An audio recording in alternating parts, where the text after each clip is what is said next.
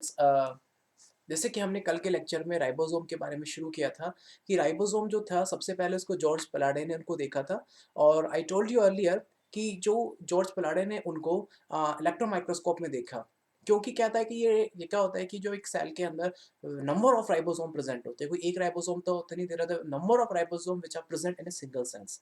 अगर आप उनके सबके मास को ऐड कर देंगे तो क्या होता है, उसकी वजह से इनका रिफ्रैक्टिव इंडेक्स साइटोप्लाज्म के कंपैरिजन में कम हो जाता है। तो क्या होता है, जब इनको आप इलेक्ट्रॉन माइक्रोस्कोप से देखेंगे, आपको ये अलग-अलग नज़र आते हैं। सो दैट्स व्हाई आप इनको इलेक्ट्रॉन माइक्रोस्कोप से देख सकते हो, और आप इसके लिए आपको कोई स्टेन करने की ज़रूरत नहीं है। अगर किसी भी सेल ऑर्गन का रिफ्रैक्टिव इंडेक्स अगर साइटोप्लाज्म मिक्स कर जाता है, at that time you have to be stain that organelles, then फिर आप उसको माइक्रोस्कोप से देखना होता है। और राइबोसोम की खास बात क्या है कि ये प्रोकैरियोटिक यूकेरियोटिक दोनों सेल के अंदर प्रेजेंट होते हैं। दैट्स व्हाई इन्हें हम यूनिवर्सल सेल ऑर्गेनल भी कहते हैं। ठीक है। राइबोसोम क्या होता है कि राइबोसोम बेसिकली सेल की प्रोटीन इंजन है। They are involve in synthesis of protein, जो कि प्रोटीन के सिंथेसिस में इन्वॉल्व होते हैं। क्योंकि ये इनका काम क्या होता है, सेल की मतलब सेल के लिए प्रोटीन बनाना, या फिर सेल के लिए प्रोटीन बनाना, या फिर उसके अलावा सेल के बाहर से अगर कोई रिक्वायरमेंट आती है तो उसके लिए राइबोसोम काम करते हैं। ठीक है।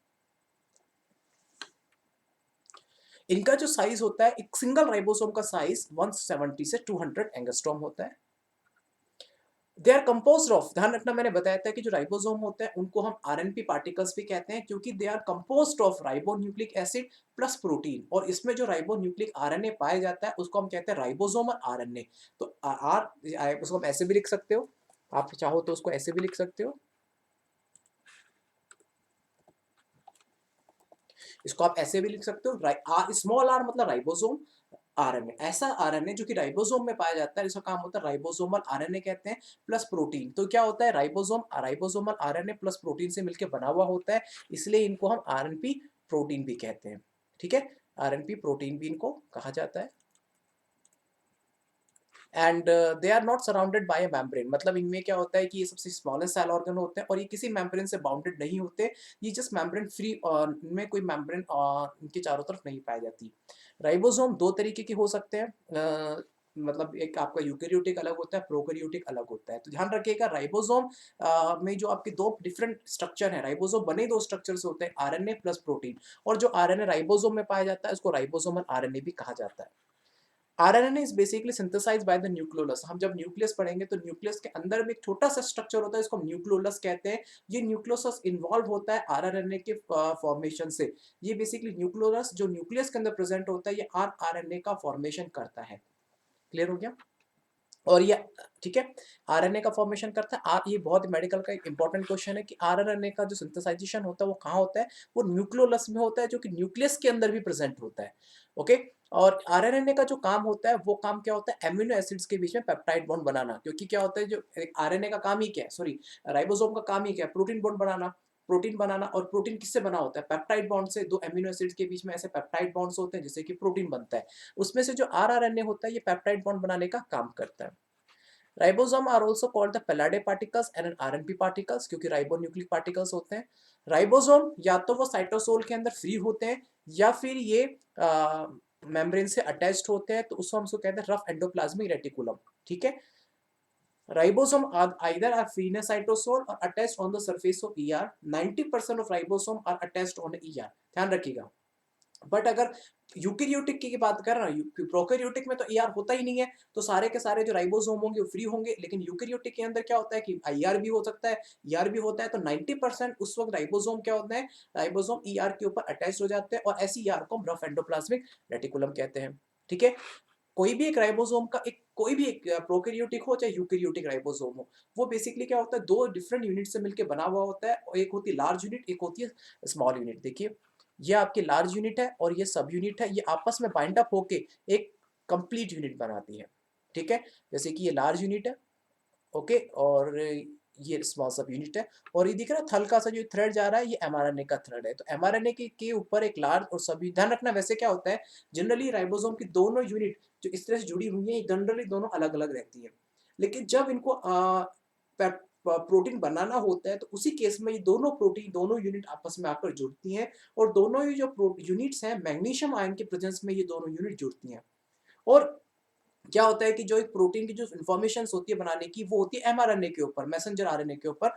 तो ये जो दिख रहा है आपका, ये जो स्ट्रक्चर दिख रहा है, it's just nothing, this is your, ये जो आपका स्ट्रक्चर दिख रहा है, ओके, ये स्ट्रक्चर आपका एमआरएनए है, ठीक है, ये स्ट्रक्चर आपका एमआरएनए है, ओके।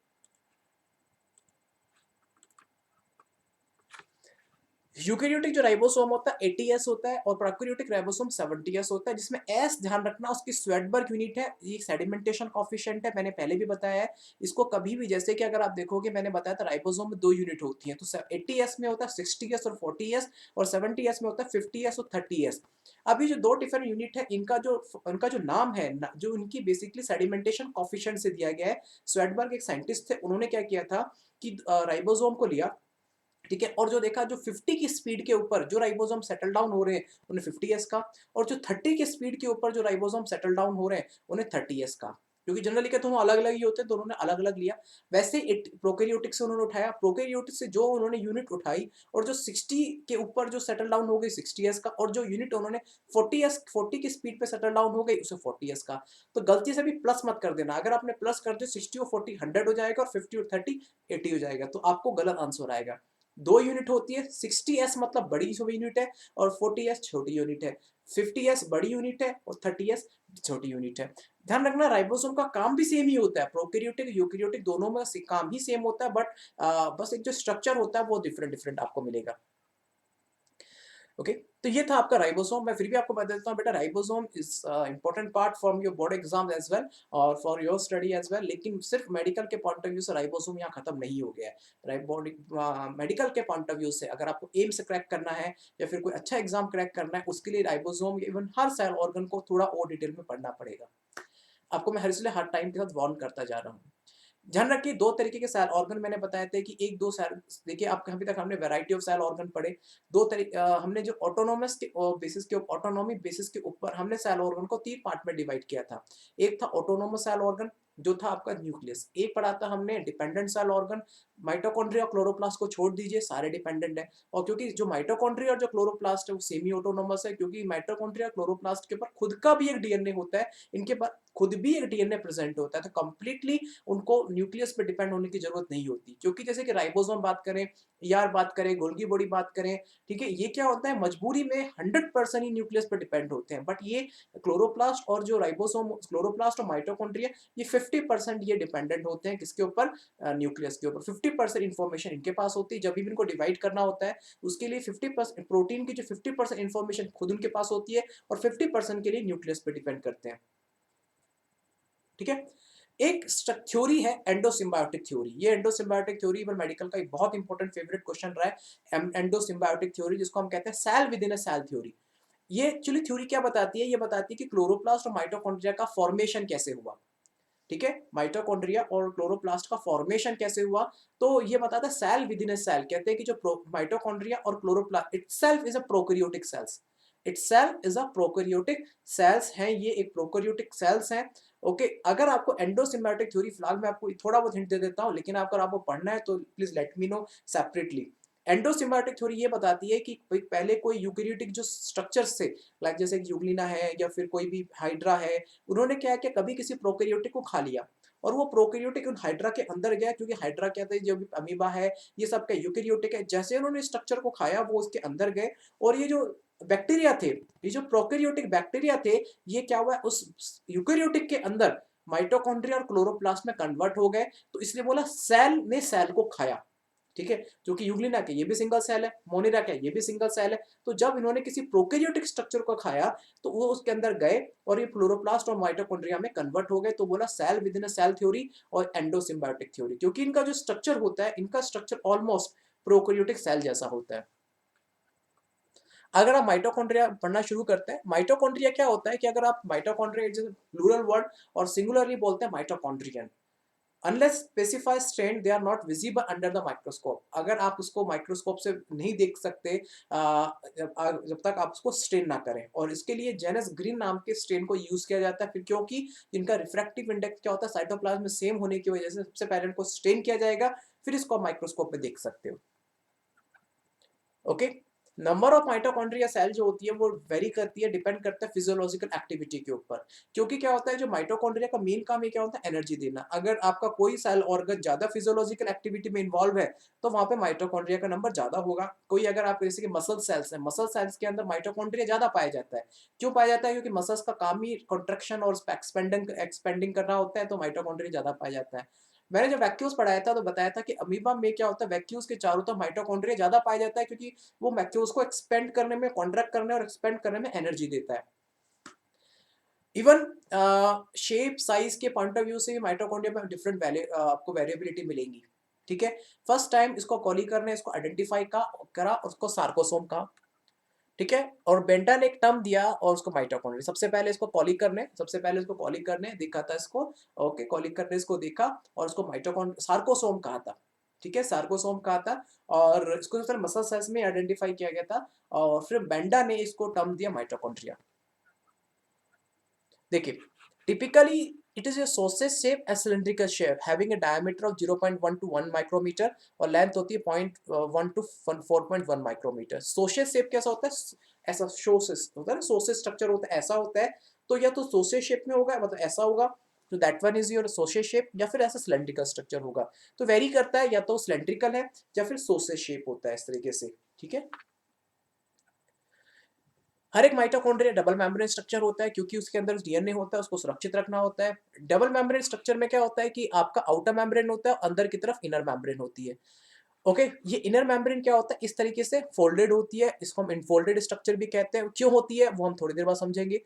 इससे दो स्ट्रक्चर होने की वजह से पूरे माइटोकॉन्ड्रिया को दो कंपार्टमेंट में डिवाइड कर देते हैं। ये होता है इनर कंपार्टमेंट और ये होता है आपका आउटर कंपार्टमेंट। समझ में आ गया? Inner membrane, outer membrane. Outer membrane बाहर की मेम्ब्रेन होती है, इनर मेम्ब्रेन अंदर की तरफ इनफोल्डेड हो जाती है और ऐसे इनफोल्डेड स्ट्रक्चर को हम क्रिस्टी कहते हैं। जैसे कि ये है आपका क्रिस्टी है, ये आपका क्रिस्टी है, ये आपका क्रिस्टी है, ये आपका क्रिस्टर है। ये क्या होता है कि ये ल्यूमन को दो पार्ट में डिवाइड कर दिया इसने। मतलब अगर जैसे कि आपका आउटर मेम्ब्रेन है, फिर इनर मेम्ब्रेन है, इसने इसको ल्यूमन में दो पार्ट में डिवाइड कर दिया। एक आपका हो गया आउटर कॉम्प्लेक्स और एक हो गया इनर कॉम्प्लेक्स। जो इनर कंपार्टमेंट होता है वो बेसिकली क्या होता है, एक होमोजेनियस सब्सटेंसेस से फिल्ड होता है जिसको हम मैट्रिक्स कहते हैं। I am talking about this one. ठीक है, मैं इसके बारे में बात कर रहा हूँ। ये देखिए, ये पूरा मैट्रिक्स है। ठीक है, ये जो है ना पूरा, चलो मैं कलर चेंज कर देता हूँ ताकि आपको समझ में आ जाए। ये पूरा यहाँ पे क्या होता है, होमोजेनियस सब्सटेंसेस होता है जिसको हम मैट्रिक्स कहते हैं। ठीक है, इनर कंपार्टमेंट के अंदर।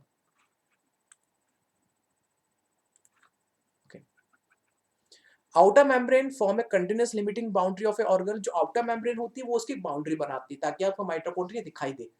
Inner membrane form a number of infolding structures को हम क्रिस्टी कहते हैं और सिंगुलर क्रिस्टा कहते हैं, जो कि उसके मैट्रिक्स की तरफ होती है। जैसे ये दिख रहा है आपको, ये मैंने बताया था जो इनफोल्डेड स्ट्रक्चर होता है इसको हम क्रिस्टी कहते हैं, या अगर एक ही होगा तो क्रिस्टा कहते हैं। वैसे तो क्या होता है क्रिस्टी नंबर में ज्यादा होती है। इनका काम क्या होता है, जो इनर मेम्ब्रेन्स होती है क्यों इतनी क्रिस्टिस बनाती है अंदर, क्योंकि इनको अपने अंदर का सरफेस एरिया बढ़ाना होता है। क्योंकि अगर मान के चलो, क्योंकि इसकी जो मेम्ब्रेन होती है बहुत इंपॉर्टेंट होती है। हम जब पढ़ेंगे ना एस्पिरेशन पढ़ेंगे, जब आपको समझ में आएगा कि ये मेम्ब्रेन क्यों क्रिस्टी बनाती है। ठीक है, तो ये मेम्ब्रेन क्रिस्टी इसलिए बनाती है क्योंकि इसको अपना सरफेस एरिया बढ़ाना होता है। क्योंकि अगर सरफेस एरिया बढ़ाने के लिए आप माइटोकॉन्ड्रिया के आउटर वॉल के ऊपर तो फोर्स करेगी नहीं, ये अंदर ही अंदर इनफोल्डेड होकर अपना सरफेस एरिया बढ़ाती है। इट्स टुवर्ड्स अ मैट्रिक्स, क्योंकि अंदर की तरफ क्या है, ये अंदर की तरफ क्या होता है, मैट्रिक्स होता है। ठीक है, ओके, ये स्ट्रोमा नहीं है, गलती से लिखा गया stroma. This is not a stroma, this is a matrix. इसको करेक्ट कर लेना। ठीक है, this is matrix. Okay, this is matrix. Okay,